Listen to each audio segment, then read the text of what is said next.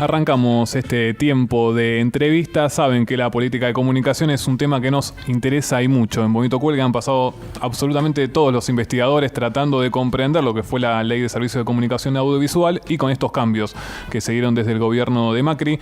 La semana pasada hubo un documento muy interesante de varios intelectuales e investigadores acerca de la preocupación que tienen por la política de comunicación que se está desarrollando durante el gobierno de Mauricio Macri, Martín Becerra, Santiago Marino, Guillermo Mastrini, muchísimos investigadores de la comunicación en la Argentina, y también firmó este documento Laura Rosenberg, socióloga de la UBA y también investigadora del CONICET, que está hablando en Bonito Cuelgue. Laura, te saluda Adrián Pertoldi, ¿cómo estás? Hola, ¿cómo estás, Adrián? Bien, bueno, en primer lugar, obviamente preocupados y leyendo el documento que firmaste la semana pasada, te quería preguntar, Laura, a grandes rasgos, ¿de qué consta este documento y obviamente los puntos salientes? Bueno, bien, como vos decías, firmamos varios... Laura, si puedes acercarte un poquito más el teléfono, que te escucho un poco bajo. Ah, sí. Ahí está, bien. está perfecto. Bueno, como vos bien decías, firmamos este documento varios investigadores, becarios y tesistas. En mi caso yo soy becaria del CONICET.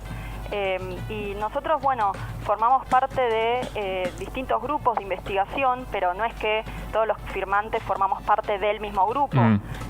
Integramos distintas universidades y todos observamos con preocupación distintas medidas que se están llevando a cabo desde el gobierno de Mauricio Macri y que se expresan en los DNUs, sobre todo en el DNU número 13 del 2015 y en el DNU 267, que si bien, fue dado a conocer en el 2016, la fecha del DNU de este último que crea la ENACOM está, publicado como si fuera un DNU de los últimos días de diciembre, el 29 de diciembre, fecha que justamente casualmente Macri se encontraba de vacaciones, por lo cual lo publicaron en esa fecha para que sea un DNU anterior a una medida cautelar que dictó el juez Arias, justamente pidiendo revisar la intervención de la AFCA y que se suspendan todas las medidas que se estaban tomando desde lo que fue la intervención, y sin embargo ese DNU fue publicado, lo conocimos el 4 de enero, entonces ya ahí encontramos una primera irregularidad que no es solamente una cuestión de fecha, sino que justamente el presidente hasta se encontraba de vacaciones. Entonces, lo que expresan esos DNU, en principio el 13, fue un DNU bastante importante porque se introdujeron reformas en distintos ministerios y se crearon ministerios. Y una de las cuestiones que se mencionaban en el DNU número 13 era que la AFCA y la AFTIC iban a empezar a formar parte, iban a estar bajo la órbita del Ministerio de Comunicación. Entonces ya ahí se ponía en juego la autarquía y el carácter, descentralizado y autárquico que tenían estos organismos, que no podrían, si bien podían estar dentro de la órbita del Poder Ejecutivo, tienen que ser organismos autárquicos y descentralizados y difícilmente puedan conservar este carácter en la práctica formando parte de un ministerio, directamente ligado al Poder Ejecutivo. Laura, sí. Hay un tema fundamental y que tiene que ver con la discusión que se viene dando desde hace años con respecto a la formación de la Ley de Servicios de Comunicación Audiovisual y que fue desguazada en un par de horas, en un par de días. Una discusión que se dio durante muchos años en ámbitos académicos, que se dieron audiencias, un montón de instrumentos para lograr una ley, al menos que creo que se podía perfeccionar y no borrarse de un plumazo como se hizo. Exactamente, es así como vos decís, nosotros expresamos la preocupación de que fue justamente una ley que se sancionó tras unos largos debates y discusiones donde participaron distintos organismos de la sociedad civil, incluso también obviamente los medios comerciales, el Estado. Hubo mucha participación previo a la sanción de la ley, a pesar de que muchos detractores de la ley negaban, estos espacios que se cedieron para la discusión y las reformas de los proyectos de la Ley de Servicios de Comunicación Audiovisual. Entonces, uno puede decir, obviamente es facultad de un gobierno, del Poder Ejecutivo, promulgar DNUs y de distintos decretos que tienen que ver con sus funciones. Ahora, ¿tienen esa misma fuerza que puede tener una ley, un decreto? Las leyes se establecen, después de largos debates dentro de del Congreso, pero también, digamos, en este caso fue una ley muy debatida, muy discutida, y que justamente a partir de esas discusiones se logró un consenso muy amplio. Entonces, eso es como uno de los disparadores también de la preocupación y del interés por, proponer este comunicado para que empecemos a pensar estas medidas y los impactos que van a tener en el mediano y largo plazo. Y la otra cuestión es cómo se relaja a partir del DNU 267, que fue, digamos, el que también, digamos, a partir de este DNU se crea el ENACOM y se establecen distintas modificaciones a las leyes de servicios de comunicación audiovisual y la ley que se dio a conocer como de Argentina Digital. Aparte de, digamos, disolver la AFCA y la AFTIC y fusionarlos en lo que sería la ENACOM bajo el argumento de las necesidades de readecuar estos mecanismos regulatorios ante la convergencia. Laura, lo importante también de remarcar, creo, en la constitución del ENACOM es de la mayoría oficialista y que además pueden, pueden remover a lo que tiene que ver la minoría, digamos, en un ámbito absolutamente totalitario. No sé cómo ves esa constitución del ENACOM. Bueno, justamente la AFCA, por ejemplo, y la AFTIC tenían representantes del Poder Ejecutivo dentro del Congreso de las primeras 3 minorías, y también el COFECA, el Consejo Federal de Comunicación Audiovisual, y en el caso de la AFTIC, el Consejo relativo a la AFTIC, tenían también posibilidad de presentar otros 2 directores, que uno de los cuales iba a estar representando a las universidades nacionales y también a las provincias, digamos, otro de esos directores. Estos últimos 2 directores ni siquiera tienen presencia en la ENACOM, o sea, la ENACOM está conformada por 4 representantes del Poder Ejecutivo y 3, uno por cada minoría parlamentaria. Ahora bien, ¿qué es lo que estipula el decreto? Que el presidente tiene la posibilidad de remover a estos directores, incluso sin expresión de causa. Mientras antes, digamos, más allá de los decretos que establecieron la intervención de la AFCA, que eso era totalmente fuera de la normativa, uno, digamos, si se expresa alguna denuncia respecto a alguno de los directores, a sus funciones, ¿qué es lo que había que hacer? En realidad tendrían que presentar esa denuncia y el COFECA tenía que votar, justamente con 2/3 del COFECA, tenían que decidir si dar lugar o no a esa denuncia y en consecuencia remover al director sobre el cual se presentaba esa causa, ¿no? Hoy en día eso ya no existe, directamente el presidente tiene la facultad de remover sin expresión de causa a cualquiera de los directores, incluso los propios del Poder Ejecutivo y de las minorías, como vos decís. Buenas tardes, Laura. Iván Alexis Nordi te saluda. ¿Cómo estás? Hola, ¿qué tal, Iván? Muy bien. Respecto a esto que mencionabas, los DNU tienen que pasar ahora por el Congreso. Sí. ¿Qué crees que puede llegar a pasar? Bueno, el Congreso estuvo muy agitado, digamos, si bien no tuvo actividad, estamos todos preguntándonos qué es lo que está pasando y qué es lo que va a pasar con el Congreso, además de la reciente, digamos, fractura, por así decirlo, quizás medio mal y pronto, de lo que era el bloque del Frente para la Victoria. Entonces, realmente yo no conozco bien cómo está conformada la comisión que va a estudiar estos DNU, no sé quiénes son los representantes de cada uno de los partidos. Ahora, ante todas estas situaciones que se fueron dando y que obviamente no es solamente lo relativo a la comunicación, sino también lo que sucedió respecto en un principio con la presentación de los pliegos para los nuevos jueces de la Corte, que después obviamente tuvieron que seguir el procedimiento correspondiente, pero ya estamos interpelando hace 2 meses por lo menos al Congreso y a nuestros representantes a que se expresen y a que, digamos, tomen medidas respecto a esto que está sucediendo, que insisto, no es solamente sobre la política de comunicación, aunque es el tema que ahora nos convoca, ¿no? ¿Cuál es el objetivo que ves detrás de esto por parte del gobierno? Bueno, personalmente yo creo que hay un objetivo de favorecer a ciertos grupos. No creo que esos ciertos grupos sean solamente el Grupo Clarín, como sí, digamos, durante el gobierno anterior se insistía con el Grupo Clarín, y me parece importante remarcar que el Grupo Clarín no es el único que tiene intereses en juego, ni es el único gran grupo que tenemos en la Argentina. Y creo que lo que tienden a hacer estos decretos, bajo el argumento de la convergencia, es, digamos, favorecer un proceso que va a tender hacia una mayor concentración, que es una concentración que al fin y al cabo, más allá de la sanción de la ley de medios, no se pudo terminar de sanar por digamos, todo el procedimiento judicial al que estuvo sometido, digamos, la reglamentación. Entonces, hay muchos investigadores relacionados con las nuevas tecnologías que dicen, a ver, la cuestión de la convergencia no habilita a que se desregule el mercado de medios.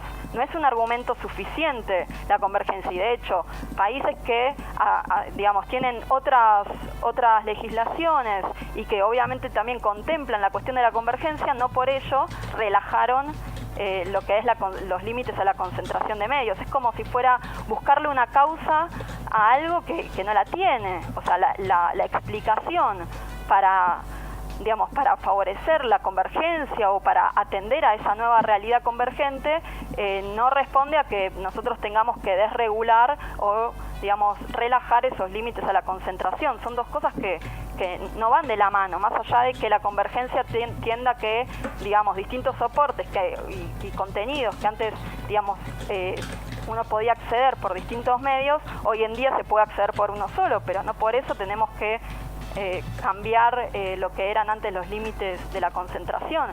Que además la anterior ley no es que se proponía, no era el objetivo de la ley eliminar la concentración de medios. El objetivo de la ley de servicio de comunicación audiovisual era garantizar el derecho a la información y a la comunicación de todos los ciudadanos. Y para eso había que establecer límites a la concentración, porque el espectro, todos sabemos que es finito, no es algo infinito que todo el que quiera comunicar tiene la posibilidad. ¿Sí? Entonces, era casi un medio la limitación de la concentración para garantizar ese derecho que se proponía la ley. No era el fin en sí mismo. Estamos dialogando con Laura Rosenberg, licenciada en Sociología de la UBA, becaria de CONICET, una de las firmantes de este documento por parte de investigadores sobre la preocupación que tienen acerca de la política de comunicación de Mauricio Macri.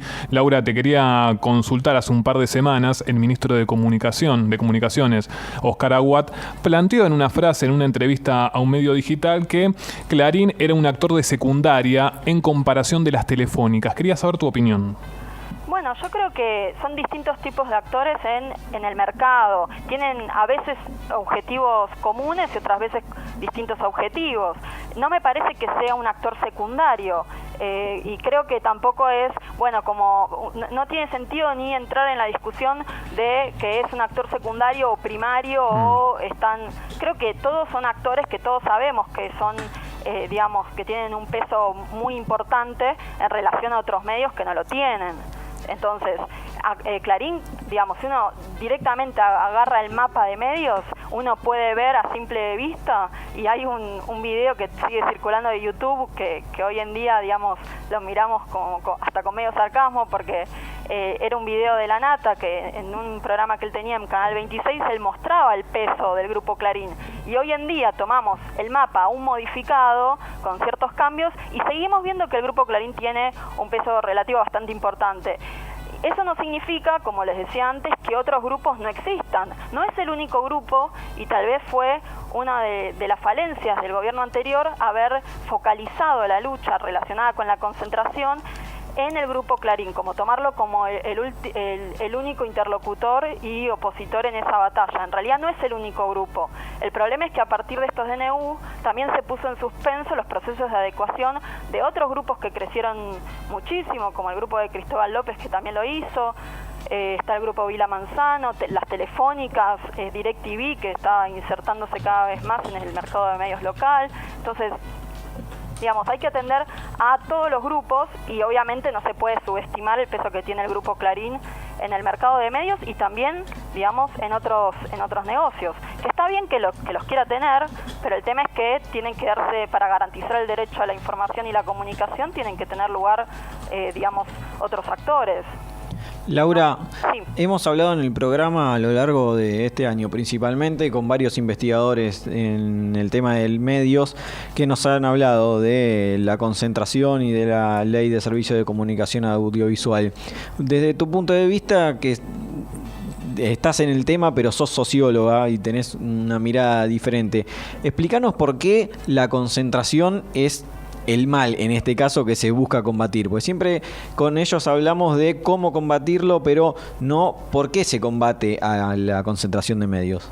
Bueno, es muy interesante lo que estás planteando, porque no tiene solamente que ver con una cuestión comercial, sino que la Ley de Servicios de Comunicación Audiovisual establecía un porcentaje para medios que no tengan fines de lucro. La posibilidad de que esos medios ingresen, o sea, que tengan, digamos, licencias, otros actores de la sociedad civil, pueblos originarios, organizaciones de la sociedad civil, radios comunitarias de distinto tipo, esa posibilidad que tengan de entrar depende de que los grupos más concentrados tengan que ceder una porción de sus medios, por decirlo de alguna manera, a otros que no tenían medios hasta el momento. Entonces, hay que enfatizar que el espectro era limitado en ese sentido y que hoy en día, obviamente, Internet da lugar a que muchas personas, incluso este programa justamente, puedan existir, pero eso no significa que tengan la misma audiencia, que tengan las mismas posibilidades que radios como, por tirarte un ejemplo, Radio Mitre, Radio 10, que tienen otro tipo de alcance, que se conocen de otra manera, que están instalados en el mercado hace bastante tiempo. Entonces, darle posibilidad a que en las radios, en la televisión digital abierta, puedan acceder, digamos, otros participantes será fundamental. Es por eso también que la concentración, digamos, tiene que ser limitada, porque si no el discurso, los contenidos, no solamente periodísticos, sino también contenidos hasta de ficción, tienden a ser producidos por, digamos, pocos medios, pocas productoras, y no tienen posibilidad de hacerlo otras personas, otros organismos, etcétera. Y otra cuestión importante y que muchos trabajamos es la cuestión laboral dentro de los medios de comunicación. Y esto es fundamental, porque si uno, por ejemplo, si hay un trabajador de un medio, que ese medio pertenece a un grupo, muchas veces ese trabajador termina cubriendo un mismo tema, una misma noticia, para distintos grupos de un medio. Entonces se termina limitando la posibilidad que tengan trabajadores de medios a acceder a otros puestos de trabajo en medios de comunicación. Se restringe ese mercado también laboral y las posibilidades de expresión que tienen los propios trabajadores, de que saben que si la línea editorial de su medio no concuerda con tal o cual postura, se van a ver, digamos, hasta van a aplicar la autocensura, no van a expresar ciertas formas de ver cuestiones de la realidad social, porque saben que en su medio no está aceptado. Imaginemos si encima esos medios cada vez son menos, o sea, menos posibilidades van a tener esos puntos de vista de salir a la luz, de poder ser comunicados y que la sociedad acceda a esa información. Laura, muchísimas gracias por estar en nuestro programa. Un gran abrazo. Igualmente, gracias Adrián, Iván, y bueno, seguimos en contacto. Muchísimas gracias. Estamos dialogando en Bonito Cuelgue con Laura Rosenberg, licenciada en Sociología, becaria del CONICET, una de las investigadoras que firmó este documento sobre la preocupación que hay en todos acerca de la política de comunicación de Mauricio Macri.